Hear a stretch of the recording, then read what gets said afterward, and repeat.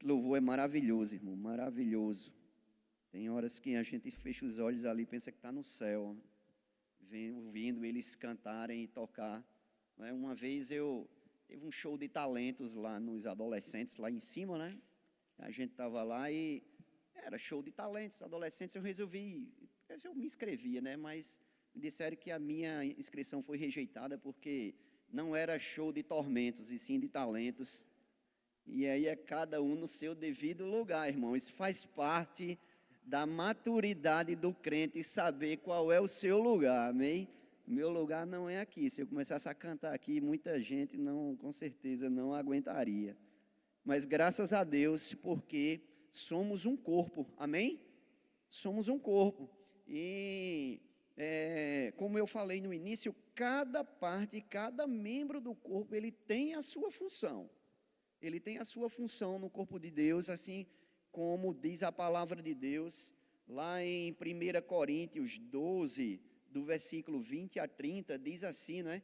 O certo é que há muitos membros, mas um só corpo. Não pode os olhos dizer à mão, não preciso de ti, nem ainda a cabeça aos pés, não preciso de vós. Pelo contrário, os membros do corpo que parecem ser mais fracos são necessários, e os que nos parecem menos dignos do corpo, a este damos muito maior honra, também os que não são. Então, o tema do mês foi escolhido para tratarmos sobre maturidade, não é? E reconhecer o nosso lugar no corpo de Deus, não é? Faz parte da nossa maturidade. Mais especificamente hoje, nós vamos falar sobre a constância do homem espiritual, não é? Afinal de contas, a constância, você ser constante naquilo que Deus prometeu, naquilo que Deus quer para você, faz parte do molde do teu caráter e do teu crescimento espiritual, amém? Então, o próprio Paulo fala sobre partes do corpo, e assim, todas as partes, ela tem a sua função, não é? Uma vez eu conversando com um colega meu, não é, que ele quebrou esse dedinho aqui, né? Muitas vezes não percebemos que ele está aqui, é um dedo, né? O polegar, se eu não me falha a memória, né? Bem pequeno, né? Mas ele disse, rapaz, eu senti tanta falta desse polegar na hora de vestir a roupa. Tenta vestir a tua roupa sem o polegar para você ver como é ruim. E ele sentiu muita falta, e naquela hora que ele engessou a mão e tal, ele começou a sentir falta de um dedo que muitas vezes está aqui, e a gente simplesmente acha que ele é pequeno e menospreza, mas temos nós, cada um, parte no reino de Deus, e a gente precisa estar sabendo o nosso lugar, pois faz parte do nosso crescimento, amém? Amém, irmão? Amém, glória a Deus, amém.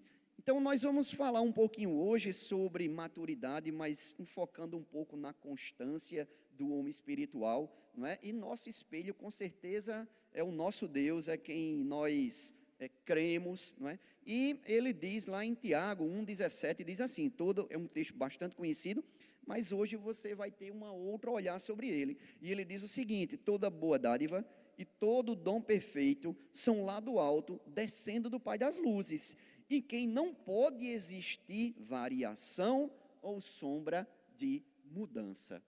Sabe, irmãos, é assim, deve ser a nossa vida espiritual, sem variação ou sem sombra de mudança. Antes eu li esse texto, não é? E via essas duas palavras, mas hoje, para mim, elas têm um sentido um pouco diferente. Mudança significa realmente mudar de lado. Eu estou andando para esse lado de cá, mudei, de repente virei para o outro lado e comecei a mudar. Mudei completamente. E muitas vezes trazemos esse conceito, não é, para arrependimento, que é metanoia, e assim, não é? É uma mudança realmente. Mas outra palavra que chama a atenção nesse texto é que ele não tem variação.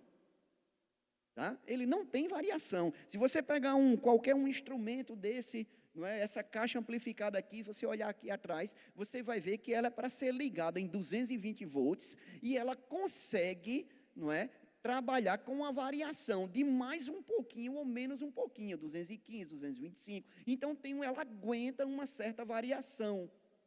tá? Assim como qualquer outro instrumento que está aqui na frente, se variar um pouquinho aqui a energia, ele vai conseguir se sustentar sem ter problema nenhum. Mas a palavra diz que o nosso Deus, ele não tem mudança nem sombra de variação.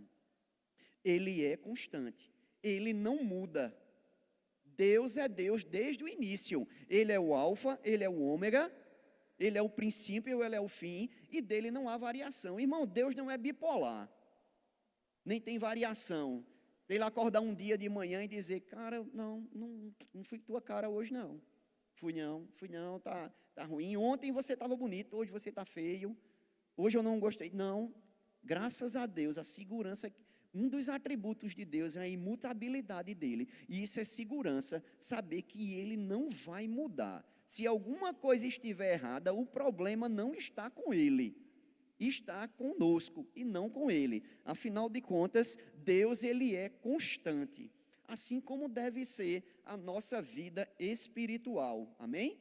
Mas para falar um pouquinho disso, eu queria entender com vocês um pouquinho sobre o processo de maturidade. Afinal de contas, para a gente ter uma constância, precisamos de uma certa maturidade.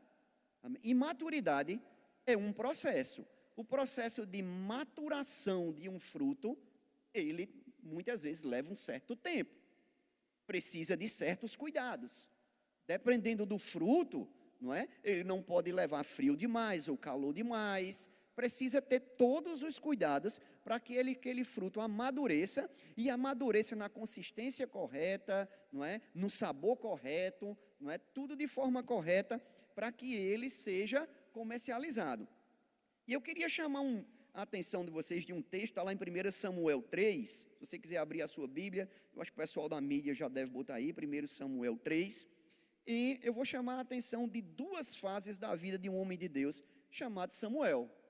Você conhece a história dele, mas nós vamos entender mais um pouquinho. 1 Samuel 3 falava assim, o jovem Samuel servia ao Senhor perante Eli. Naqueles dias, a palavra do Senhor era muito rara, as visões não eram tão frequentes. Certo dia, estando ele deitado no lugar acostumado, o sacerdote Eli, cujos olhos já começavam a escurecer-se, a ponto de não poder ver, e tendo-se deitado, também Samuel, no templo do Senhor, em que estava a arca, antes que a lâmpada de Deus se apagasse, o Senhor chamou o menino. E Samuel, Samuel, e ele respondeu, eis-me aqui. Correu a Eli e disse, eis-me aqui, pois tu me chamaste. Mas ele disse, não te chamei, torna-te a te deitar. E aí eu vou parar por aqui, porque você conhece essa história. Deus mais uma vez chama Samuel. Samuel estava deitado, e lembre-se que Samuel filho de Ana e Eucana, ele havia sido consagrado a Deus, ele morava, como o texto diz aqui, que ele morava na casa de Deus, não é? Perto lá do altar, e Deus chamou ele. E o interessante dessa história aqui é que Deus chamando Samuel, mesmo assim ele não havia reconhecido de primeira a voz de Deus. Ele não reconheceu, ele morava na igreja, ele estava na igreja, mas ele era um menino em todos os sentidos, ainda não reconhecia a voz de Deus. Quem reconheceu que podia Deus ser chamando ele, foi Eli, e Eli chegou para ele e disse, quando te chamar de novo, diga assim, Senhor, eis-me aqui. Mas ok, vamos lá, Samuel era um garoto ainda. 1 Samuel 3, já lá no versículo 19, diz o seguinte, crescia Samuel e o Senhor era com ele, e nenhuma de todas as palavras deixou cair em terra. Esse crescia é um verbo bem interessante, porque ele não está falando aqui que Samuel crescia em estatura. Samuel, nesse caso aqui, é um verbo que era utilizado para tornar grande, não é? Importante, promover, tornar-se poderoso, louvor, magnificar. Ou seja, Samuel estava começando um processo de maturação e ser moldado ali diante de Deus, para o que Deus queria com ele. Amém? E aí um pouco depois, lá em 1 Samuel 16, 7, aí já vemos um Samuel completamente maduro. 1 Samuel 16, versículo 7 diz assim: porém o Senhor disse a Samuel: não atentes para a sua aparência, nem para a sua altura, porque eu rejeitei, porque o Senhor não vê como o homem vê. E se você voltar um pouquinho nessa história, está falando aí justamente de quando o rei Davi ele foi ungido, não é? Antes de Davi, não é? Deus havia mandado ungir a Saul, e Saul ele foi escolhido, porque era um cara ali, a Bíblia fala disso, que ele era um cara alto, um cara bonito, ele tinha todas as características físicas de um guerreiro, mas Deus não estava olhando isso. E quando Deus mandou Samuel ir na casa, não é, de Jessé, que ali tinha um rei, porque Deus havia rejeitado Saul, e ele chegou na casa do pai de Davi, disse: me traga seus filhos. E aí ele viu o primeiro filho que tinha aquelas características de um rei, de um lutador, de um guerreiro. Ele era alto, ele era forte. E aí Samuel disse: eita, esse aí deve ser ungido de Deus. E Deus falou com ele. E agora você percebe que Samuel, já maduro, começou a conhecer a voz de Deus dentro dele. E disse: não atentes para a altura dele, não atentes para as características, porque o homem vê desse jeito, mas eu não vejo desse jeito. E lá na frente, depois com Paulo, ele diz: eu uso as coisas fracas para confundir as fortes, não é? E Deus não tinha planejado com que esse filho de Jessé, mais alto, forte, guerreiro, depois você vai ver que ele foi para o campo de batalha para tentar guerrear também contra Golias, mas quem foi lá foi Davi, e Deus disse: não é esse. E aí a gente consegue ver já Samuel, já um homem maduro. Sabe, irmãos, o processo de maturidade, muitas vezes é um processo que leva um certo tempo. Muitas vezes Deus vai colocar uma promessa na tua vida, mas não necessariamente essa promessa vai se cumprir minutos, segundos ou dias depois. Muitas vezes a gente precisa passar por um processo, e durante esse processo precisamos continuar constantes em Deus, para que esses planos de Deus sejam completamente cumpridos em nossa vida. Afinal de contas, nós já concordamos no início que Deus ele não muda, ele é da mesma forma, ele não tem sombra de variação nem de mudança, e você concordou comigo que se alguma coisa der errado, não é culpa dele, a culpa não está nele, amém? Então, muitas vezes o processo de maturidade, ele leva um certo tempo, mas também devo falar para vocês que muitas vezes, por termos um líder ou alguma coisa jovem, não significa dizer também que ele não é imaturo. Afinal de contas, o próprio Paulo escreveu carta para Timóteo e diz: não deixe que ninguém despreze a tua mocidade. Antes seja exemplo, seja padrão aos fiéis na palavra, no trato, no amor, em tudo. Sabe, ele disse: seja padrão. Irmão, eu nunca vi padrão variar. Eu nunca vi padrão variar. Você já viu padrão variar? O padrão é não. Sabe, irmão, 1 metro... é 1 metro aqui ou em qualquer lugar do mundo. É um padrão. Amém? Eu já falei algumas vezes aqui que eu tenho um tio que trabalha no Instituto Nacional de Metrologia, né, e ele tem os padrões de pesos e medidas e volumes, não é? E quando ele chega num posto de gasolina, que coloca ali que a bomba começa a derramar, que bate naquele volume ali, diz: essa bomba está certa. Se não der aquele volume ali, essa bomba está errada. Não é o padrão, é a bomba que está errada. Ele vai conferir algumas balanças, não é, que a gente compra por peso nos cantos, e ele chega com o pezinho, bota em cima da balança. Se não der aquele peso ali, quem está errado é a balança, não é o peso dele. Então, quando Paulo disse: torna-te padrão, ele disse: rapaz, seja um cara constante. Seja um cara que as pessoas vão olhar para você e dizer: eu quero ser igual a ele. Seja aquele exemplo. Diz: poxa, o que faria ali Timóteo naquele lugar? É ser exemplo, é tornar-se invariável, tornar-se sem mudanças, imutável, com os princípios da palavra de Deus. Sabe, por aí fora o mundo está mudando, o que era certo está ficando errado, o que era errado está ficando certo, mas a palavra de Deus ela não muda. Os nossos padrões são padrões que a Bíblia fala por aí, e nós não podemos nos encurvar, porque a palavra de Deus diz: não vos conformeis com este século. Não vos conformeis. A gente não precisa se conformar e não pode, não é? Às vezes essa pessoa chegava ao pastor Bud, né, o fundador daqui, disse: pastor, o tempo mudou. Ele olhava assim: mas irmão, e a palavra de Deus mudou? A palavra de Deus não mudou. Nós precisamos ter uma constância em nossas vidas, amém? Glória a Deus. E aí eu queria destacar um outro processo também, e esse me chama muita atenção. Em Lucas, quando escreveu o livro de Atos, eu pude assistir essas aulas novamente, estou acompanhando meu filho que está fazendo rema, estou fazendo rema de novo, pela segunda vez, assisto algumas aulas, e um dos textos que me chama a atenção, Atos 17:11, quando Paulo e Silas, eles foram mandados para a Bereia, não é?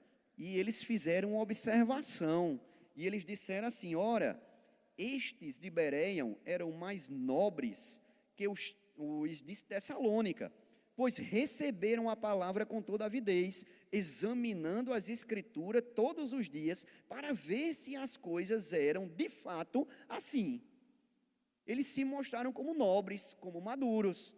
Ok, interessante demais, não é? Só que ele comparou aí, se você for dar uma olhada na Bíblia, dar uma olhada no Maps depois, você vai ver que Bereia e Tessalônica são duas cidades da Grécia, próximas uma da outra, cerca de 80 quilômetros, e eles foram pregar num canto, depois eles vieram pregar em outro, e eles disseram: ó, rapaz, os caras aqui de Bereia, eles são mais nobres, os caras são, e a gente fala as coisas, eles vão lá conferir. Então conferir realmente na palavra é sinal de nobreza, de maturação, de constância na palavra de Deus, amém?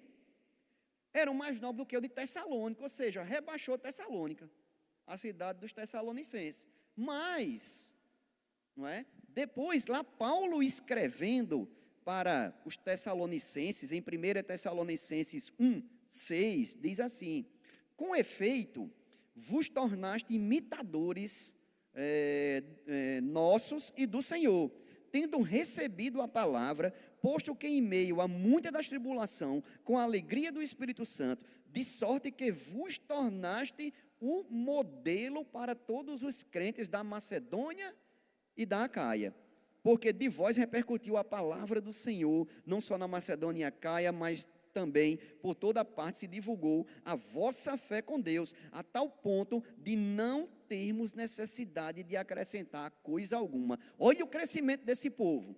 Antes, não é? Isso demorou cerca de 1 ano e meio, 2 anos, mais ou menos, entre Atos 17 e essa carta. Antes eles não eram nobres, os caras não eram nobres não era maduro, inconstante, tal. Agora Paulo escrevendo por ele, diz: rapaz, vocês mudaram muito, como vocês cresceram em Deus, como vocês cresceram, a ponto de eu não ter que corrigir vocês em nada, vocês são 10, e tem mais, não é? Tudo que vocês fazem, cara, está repercutindo por aí, já está rolando aí em Santa Rita, João Pessoa, Recife, Natal, os caras estão conhecendo vocês aí, porque vocês resolveram crescer, vocês resolveram ser constantes em Deus, amém? Veja a diferença agora das comparações lá de Lucas em Atos para Paulo agora, escrevendo para eles de próprio punho, elogiando os Tessalonicenses, amém? Amém. Vamos lá, só que muitas vezes, gente, o crescimento, ele demora um pouco, não é? Ele demora, a maturidade, como eu já falei, ele não está ligado diretamente à idade cronológica, já falei sobre isso, dando o exemplo de Timóteo, né, que era jovem. Paulo também, pelo jeito, não era um cara tão idoso, assim, ia dizer experiente, mas vou falar idoso mesmo, porque experiente ele era, né? Tão idoso, mas é interessante como a maturidade, não é? Ela traz os benefícios, não é? E para destacar mais isso, eu gostaria também de ler um texto bem conhecido, tá? Que está em 1 Coríntios 13, a gente conhece esse texto, né? Mas só que nós não vamos ler 1 Coríntios 13:1, que o amor é paciente, é bom, não. Nós vamos pular um pouquinho e vamos lá para o versículo 11. 1 Coríntios 13, 11, diz assim, isso é Paulo falando, tá? Quando eu era menino, falava como menino, sentia como menino, pensava como menino. Quando cheguei a ser homem, desisti das coisas próprias de menino. Porque agora vemos como em espelho, obscuramente. Então veremos face a face. Agora conheço em parte, então conhecerei como também sou conhecido. Então Paulo aqui, eu lia sempre esse texto, não é? Mas a gente lê muito ele, o início dele, quando falamos sobre o amor, mas essa parte aqui embaixo, ele é bem interessante, porque Paulo fala disso, quando eu era menino, essa palavra menino aqui, não quer dizer que ele era garotinho, quando ele era garotinho, tinha 5 anos de idade, estava lá no DI, lá da escola lá dele, não, ele não quer dizer isso, ele quis dizer quando eu era infante, quando eu era menor, quando eu era infantil, quando eu não tinha alcançado a maturidade, quando eu era imaturo, inexperiente. É justamente isso aqui, a tradução dessa palavra aqui, original, ela tem esse sentido metafórico de imaturo e inexperiente. Então Paulo diz aqui, né, quando eu era inexperiente, não é? Assim no começo, logo no início da minha fé, eu falava como inexperiente, eu falava como imaturo, sentia como imaturo, pensava como imaturo. E como é que um imaturo, como é a criança quer? Uma criança, logicamente, também imaturo. Ora quer uma coisa, ora quer outra, ora gosta de uma coisa, ora gosta de outra, e arenga com um, arenga com outro. Eu não sei se vocês já viram 2 meninos, um está com um brinquedo na mão, ele quer o brinquedo do outro. Aí o que ele consegue. Quando o outro pega o brinquedo, ele já quer o do outro também, e assim vai. Ou seja, fica aquela criancice, são coisas realmente de criança, não é? E Paulo disse, quando eu era criança, eu falava como criança, eu agia como criança, como imaturo. Agora que sou adulto, deixei as coisas de menino para lá. Deixei tudo para lá. Porque meu alvo agora é Cristo. Porque eu conheço Ele em parte. Quando Ele vier, eu vou conhecer o todo. Ou seja, possa ser que eu tenha algumas dúvidas por aí, no meio do caminho.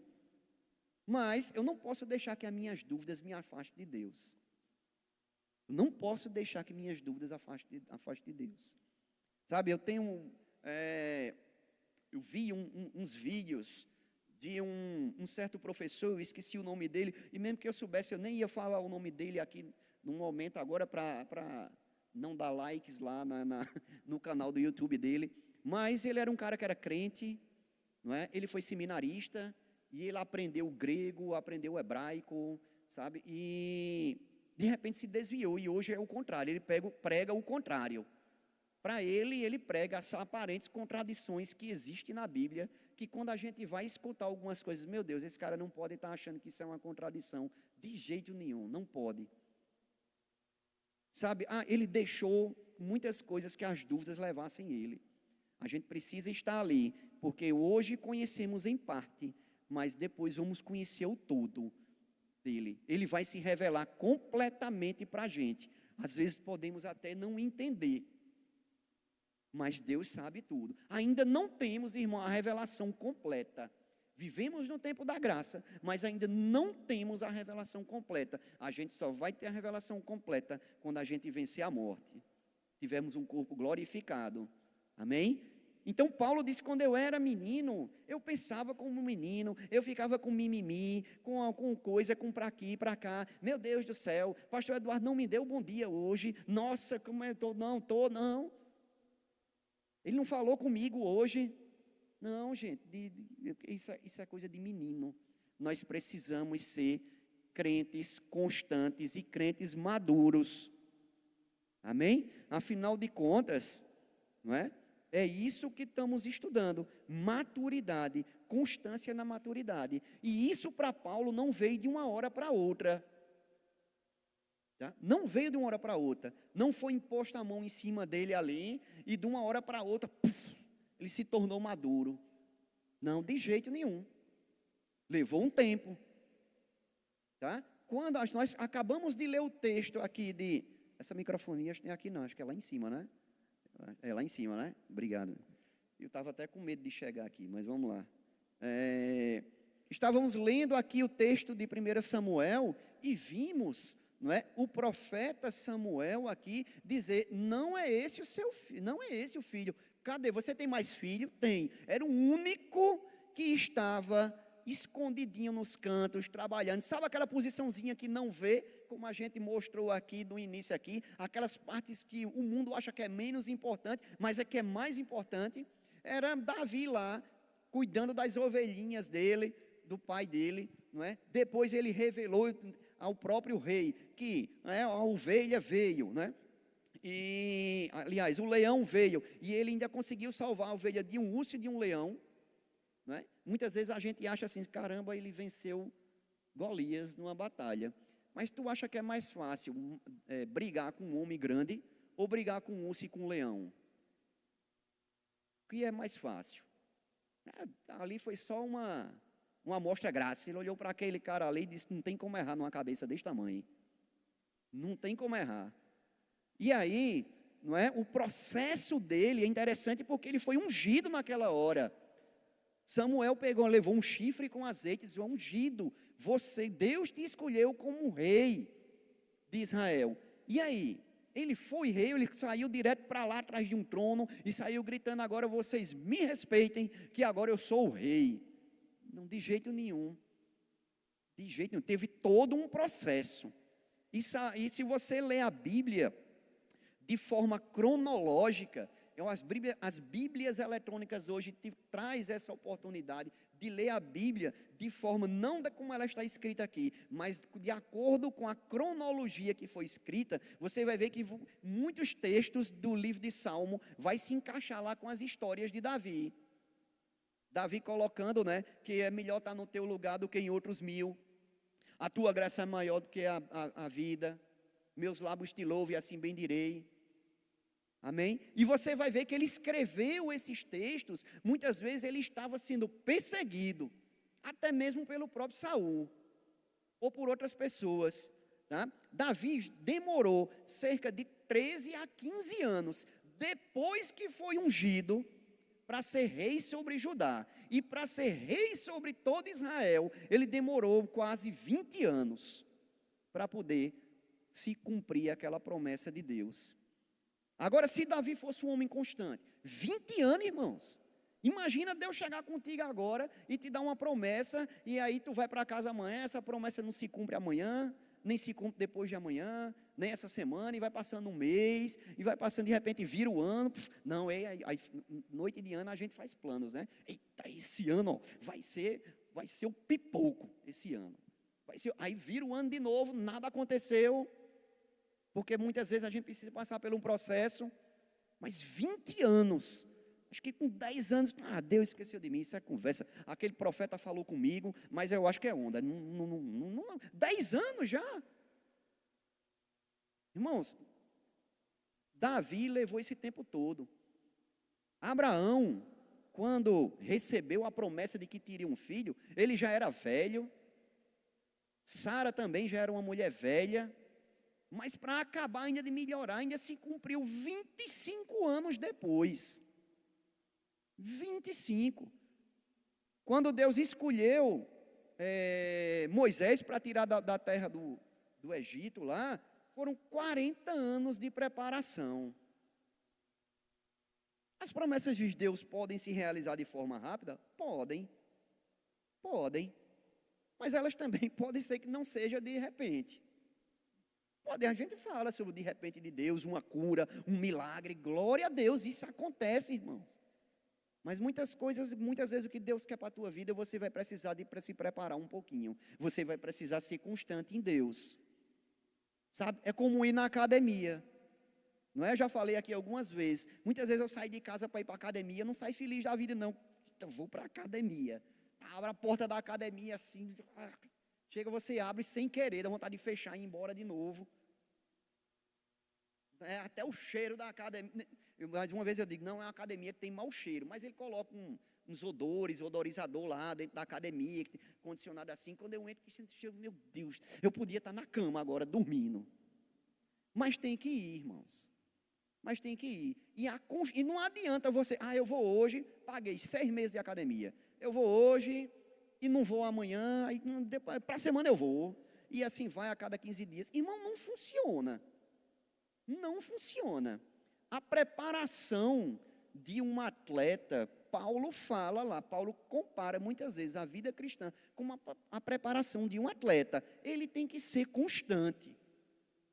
É aquilo ali, é disciplina o dia todo.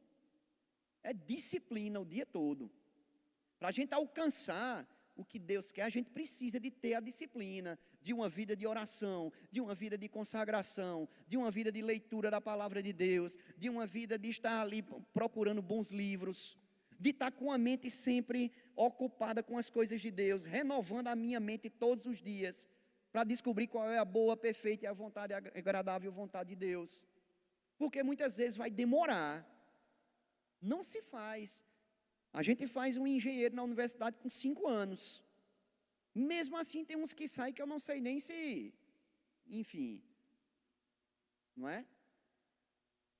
E muitas vezes a gente tem que ser constante. Irmão, você compraria um carro, não é? Você vai sair daqui agora, vai comprar um carro lá na Quality Car, né? Vende carro bom lá. E aí, não é? O dono de lá chega assim, só, esse carro aqui eu vou lhe vender. Mas tem hora que ele funciona e tem hora que ele não funciona, beleza? Você comprava esse carro, você não compraria. Você não compraria. É a mesma coisa a nossa vida. Poxa, ora eu estou lá em cima, ora eu estou lá embaixo. É bem certo, irmãos, que problemas vêm. É certo que problemas vêm para todo mundo. Problemas vêm e a gente precisa estar firme em Deus ali. É como a casa que era na areia e a casa da rocha. Os ventos, as tempestades vieram para os dois. As duas sofreram, mas só uma caiu. A que estava na rocha permaneceu, mas sofreu. E a gente precisa estar ali, o tempo de preparação, o tempo todo. A nossa preparação é uma vida de oração, uma vida de leitura da palavra de Deus, uma vida de tirar um tempo com Deus. Isso é a constância do homem espiritual. É dar comida ao espírito. É alimentar o espírito. E não a carne. Nós somos um corpo, nós somos um espírito que habitamos num corpo e temos uma alma. E nós precisamos estar alimentando o nosso espírito o tempo todo. E esmurrar, como Paulo diz, esbofetear a nossa alma. E nem sempre é fácil, irmão. Nem sempre é fácil. Nem sempre. Às vezes, eu vou ser mais... Sempre é difícil. Sabe? Porque temos que pagar o preço. Mas, sabe, vocês que são mulheres, e tem até um livro muito interessante da esposa do irmão Reagan, que é O Preço Não É Maior do que a Graça. É muito bom, irmãos. O preço que você vai pagar nunca vai ser maior do que a graça que você vai receber. O preço que você vai pagar não vai ser maior do que a graça que você vai receber. Aquele preço que você vai pagar em oração, de joelho, acordando de madrugada muitas vezes, o preço de estudar a palavra, o preço de abdicar de algumas coisas do mundo, de virar chacota muitas vezes dentro da família, não vai ser maior do que a graça que Deus tem em você. Deus tem para você, não vai ser. Seja constante espiritualmente. Precisamos ser constantes espiritualmente. Sabe? No livro Qualificados, é bem interessante, ele fala ele diz uma frase que, quando eu li esse livro e resumi ele para fazer a escola de ministro, essa frase lá eu não botei com minhas palavras, eu botei com as palavras do próprio autor. E ele diz o seguinte, não é? Ele fala de um líder. Lógico que um líder, não é? Se procura uma pessoa madura para liderar. E eu vou só trocar a palavra líder para para maduro. E ele faz assim: um maduro precisa ter um coração de criança, mente de um estudioso e uma pele de rinoceronte. Um maduro precisa ter um coração de criança, a mente de um estudioso e uma pele, irmão, de rinoceronte para poder aguentar as coisas que a vida tem. O que pastor Wagner mais falava para mim era: guarda o coração, guarda o coração. Eu olhava para ele assim: pastor,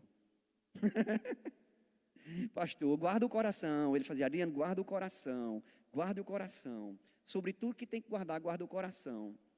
E ele dizia, Adriano, você tem que aprender a engolir sapo e cuspir pérolas. Isso é uma pessoa madura em Deus. A gente que é lá fora, no nosso trabalho, na nossa vida lá fora, a gente precisa engolir sapo, o sapo vai engolir.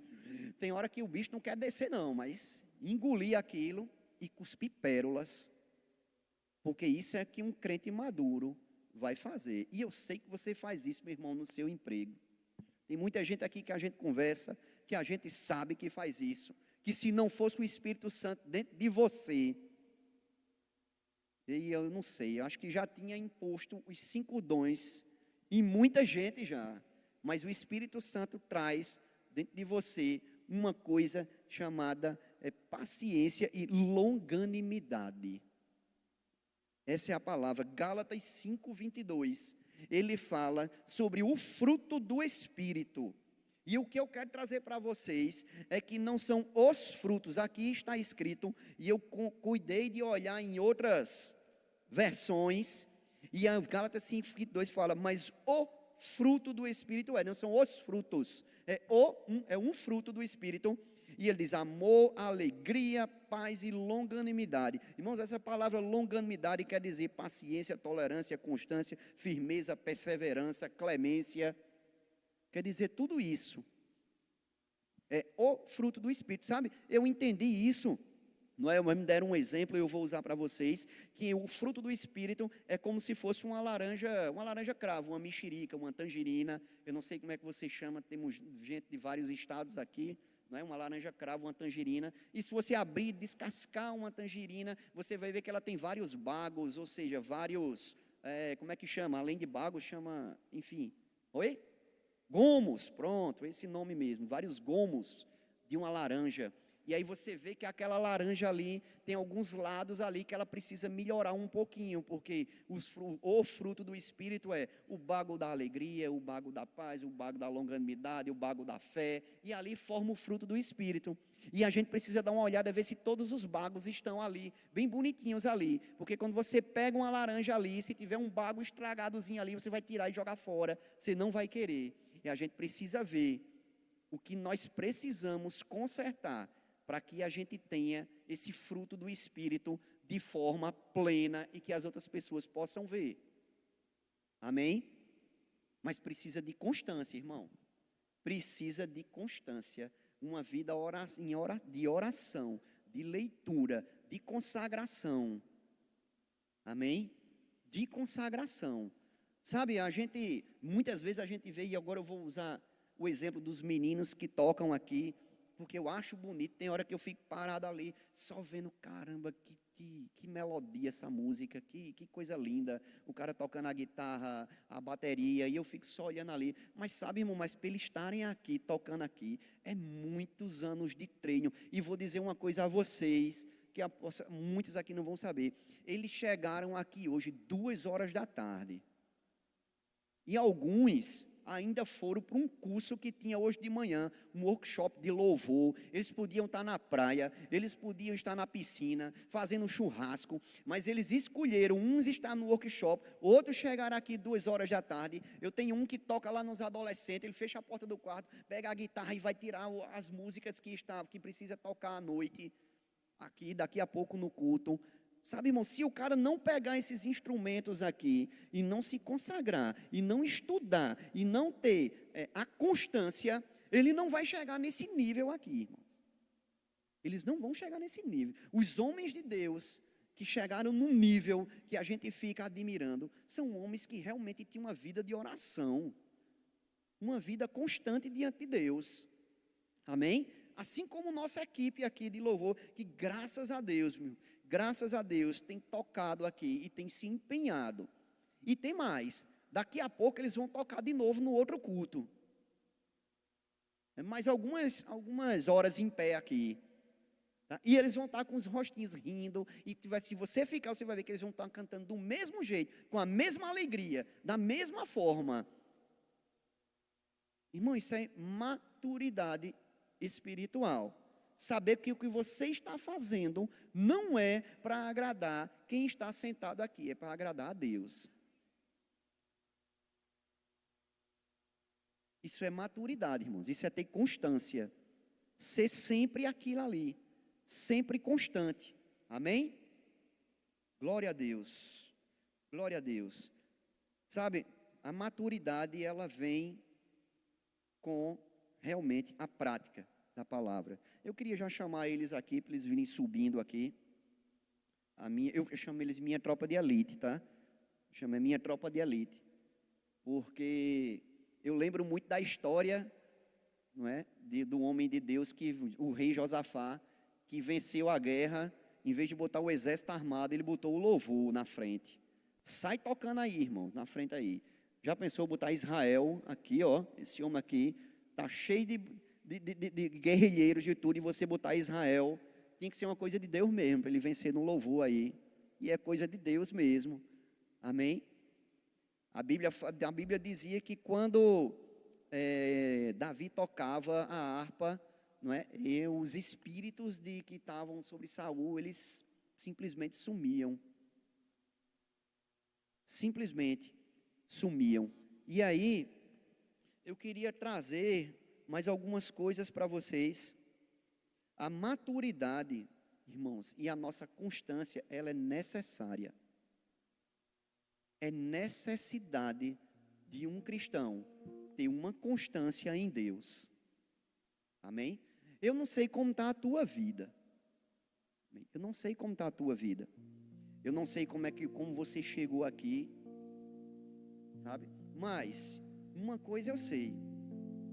Sei que tem muitos aqui que já são crentes, já confessaram a Jesus Cristo como Salvador, mas eu não conheço todos que estão aqui. Sabe, para você chegar num nível de maturidade ou numa constância diante de Deus, a primeira coisa que você tem que fazer é aceitar Jesus Cristo como Salvador. Você crê que um dia Jesus Cristo veio a esse mundo e Ele morreu e ao terceiro dia Ele ressuscitou. Sabe, a maior vitória que nós cristãos e que o Evangelho tem, não é porque Jesus Cristo morreu, é porque Jesus Cristo ressuscitou.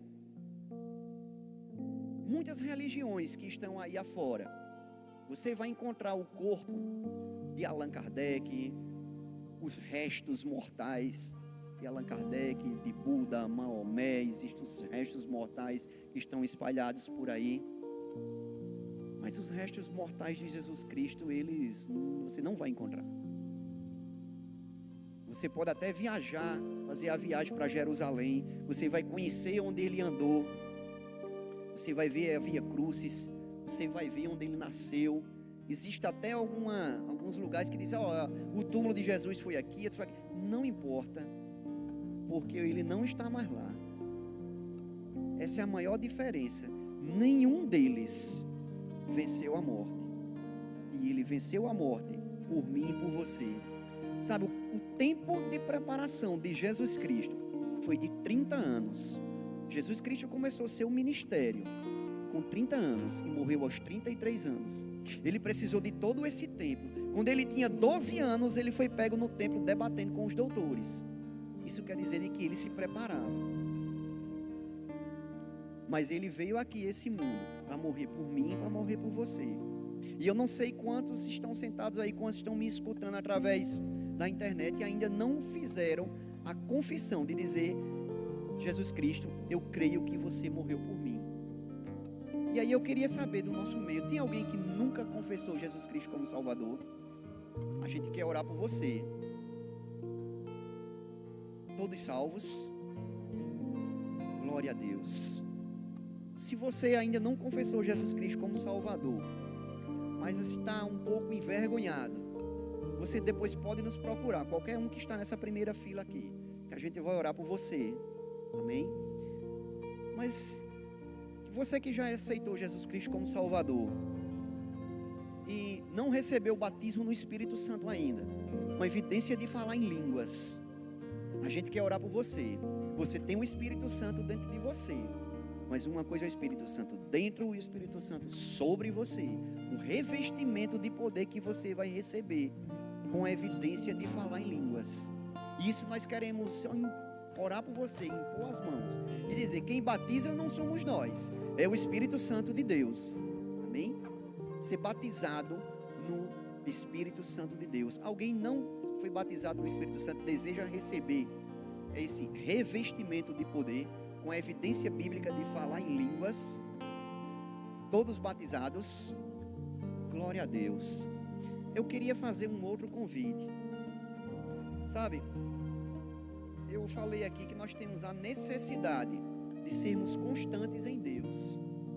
A Bíblia fala em 1 Coríntios 15, 58, diz: portanto, meus amados irmãos, sede firmes, inabaláveis e sempre abundantes na obra do Senhor, sabendo que no Senhor o vosso trabalho não é em vão.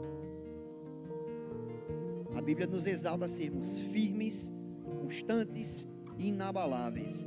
A Bíblia fala também lá em Hebreus, não é? 10, 23, guardemos